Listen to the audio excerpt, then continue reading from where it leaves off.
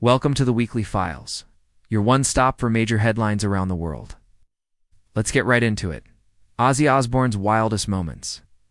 A legacy of rock and roll mayhem iconic Black Sabbath frontman and solo legend Ozzy Osbourne, whose recent memoir featured a thrilling recount of his most shocking exploits, lived a life that blurred the line between myth and mayhem. From biting animal heads to unruly drug-fueled antics, here's a roundup of Ozzy's most jaw-dropping moments drawn from trusted retrospectives. 1. Biting a bat's head off at a 1982 concert in Des Moines. Osbourne bit into what he believed was a rubber bat.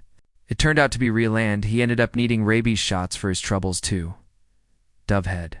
Drama at CBS. During a solo record deal celebration in 1981, Ozzy grabbed a dove, bit its head off, and spat it onto the floor, shocking everyone and cementing his shocking notoriety. 3. Peeing on the Alamo in drag, drunk, in a dress. Ozzy urinated on a cenotaph near the Alamo in San Antonio, Texas. In 1982, he was arrested and banned from the city for a decade. 4. Cat massacre frenzy. During a drug-fueled meltdown, Ozzy reportedly shot and killed around 17 of his own cats. His wife Sharon found him dazed under a piano, shotgun in hand. 5. Bizarre shark and spray pranks. On tour.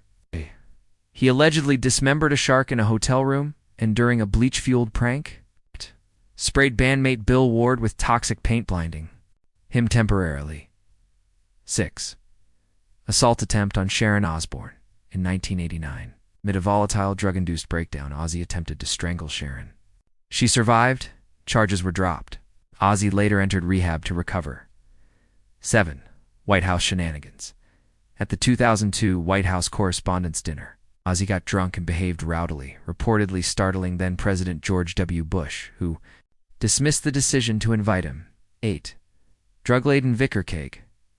Ozzy once accidentally drugged a visiting vicar by baking hash into a cake. The vicar hallucinated so badly, he claimed he caught a dreadful flu. 9. Surfing a spooked a tram. Alone atop an aerial tram 1,000 feet in the air, Ozzy pretended to surf while hopelessly high on drugs. 10. Naked home invasion showdown. Woken by a burglar.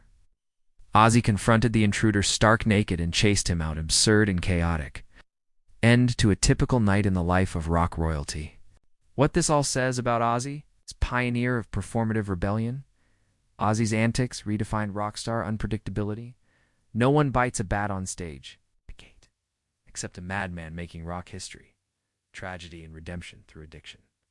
Behind the spectacle lay a tragic tale, pets murdered, near domestic violence, and desperate escapades, all in the spiral of substance abuse. Entertainment. Not apology even. As fans remember moments of violence, Ozzy never framed them as noble acts. His memoir and interviews blend blunt confession with dark humor, without filter. The duality of Ozzy Osbourne's persona was always larger than life, the Prince of Darkness, a cultural storm of riffs and scandal. These wild moments didn't just shock, they were integral to the legend. He wasn't merely a musician. He was a living myth, a broken, brilliant vessel through which rock's darkest fantasy came alive. And despite his excesses, he survived. Decades not as a demigod, but a flawed human emblem of rock's chaotic soul. Ozzy's legacy will reverberate far beyond music, etched to pop culture's darkest corners, reminding us that those who shine brightest often carry the darkest shadows. Brian Kohberger. Sentenced to life without parole in Idaho, quadruple murder case. The former criminology PhD student at Washington State University received a sentence today of 4 consecutive life terms without the possibility of parole, plus an additional 10 years for burglary and a $270,000 fine for the brutal November 2022 murders of 4 University of Idaho students. Courtroom drama and plea deal. In early July, Kohberger shocked observers by entering a guilty plea to 4 counts of first-degree murder and 1 count of burglary, just weeks before his trial was to begin. Under the plea agreement, he avoided the death penalty in exchange for the maximum allowable sentences. Judge Stephen Hippler noted that the protracted legal battles might have dragged on indefinitely, and that the plea spared victims' families and the state further trauma. With the plea entered, the court also lifted the gag order that had constrained court discussion through most of the case. Devastating details. What prosecutors presented, Prosecutor Bill Thompson recounted chilling details. DNA recovered from a Q-tip in Kohberger's meticulously cleaned car tied him to the crime's cell phone data, placed him in the area around 11:22 King Road where the stabbings occurred. 23 times from July through November 2022, investigators believe. He entered the house between 4 o'clock and 4:25 a.m. on November 13th. Exiting minutes later, despite the violence, Scaly Goncalves was reportedly stabbed. 34 times there was no evidence of sexual assault. Kohberger remained silent throughout, offering no motive or apology. Impact statements, heartbreak, and fury. Family members delivered powerful, often searing victim impact statements. Kaylee's sister, Olivia Goncalves, called Kohberger a sociopath and ridiculed his delusionary intelligence. As he looked on stoically, even smirking at times, Shauna Kernadell's father, Jeff Kernadell, tearfully revealed he was just 7 miles away the night his daughter was killed, hauntingly lamenting that he would have had me to deal with. The intruder, the 2 surviving roommates, Bethany Funk and Dylan Mortensen, spoke of ongoing trauma, panic, and survivor's guilt. Describing Kohberger as evil and less than human, Judge Hippler acknowledged the horror of the acts, describing them as a senseless slaughter, while condemning Kohberger's silence and advising the public not to seek meaning in his words. Community reaction and aftermath. Idaho State Prosecutor Bill Thompson explained the decision against the death penalty, citing lengthy legal proceedings and concerns that Kohberger might evade full accountability. The resolution drew mixed reactions. Kaylee's family condemned the plea deal as a shortcut that denied justice, while others, including the community and local officials, praised the closure it offered. The University of Idaho has since demolished the crime scene house, established scholarships and memorial gardens in honor of the victims, and expressed relief that the ordeal has come to a legal close. Unanswered, the motive remains unknown. Despite dozens of media inquiries and public speculation, Kohberger offered no explanation for his actions. Police confirmed there was no link between him and any of the victims, a fact that deepens the case's chilling mystery. With the gag order lifted, prosecutors have the option to release more of the case file, but as of now, the motive behind the killings remains elusive. The final chapter of a tragic mystery.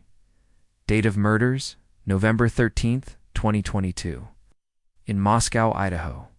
Victims: Ethan Chapin, Arsher, Kaylee Goncalves, Arsher Yee, Madison Majin, Arsher Yee.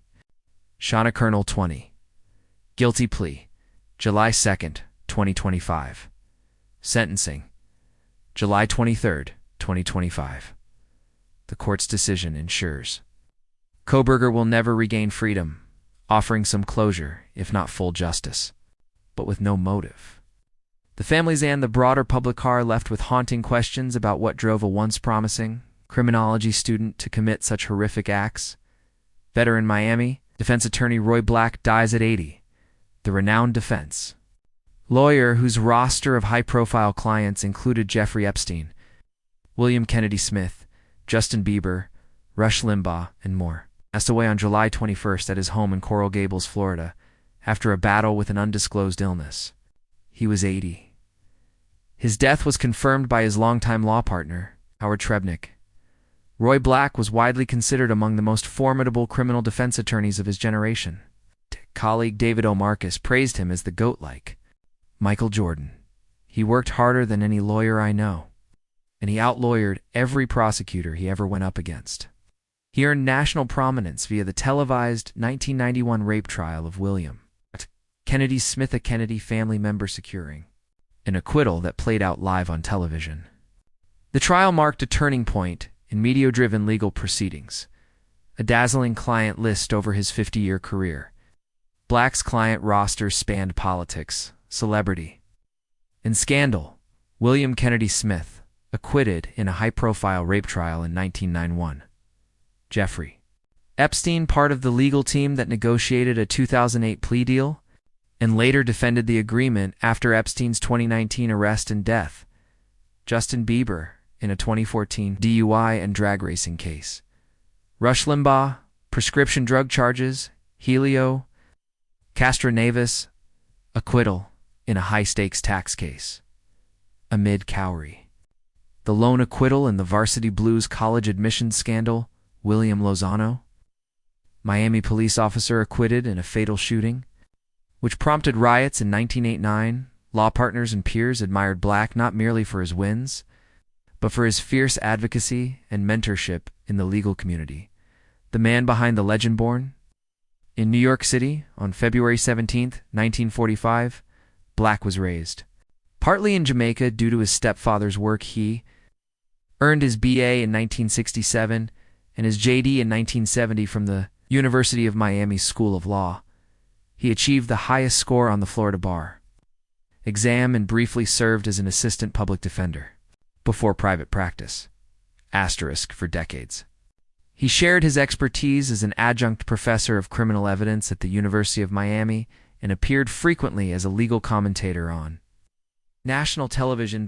He co-founded the trial firm Black Shrebnick, Cornspan, and Stumpf, and was inducted into the Trial Lawyer Hall of Fame. Thank you for watching, but for now, it's goodbye.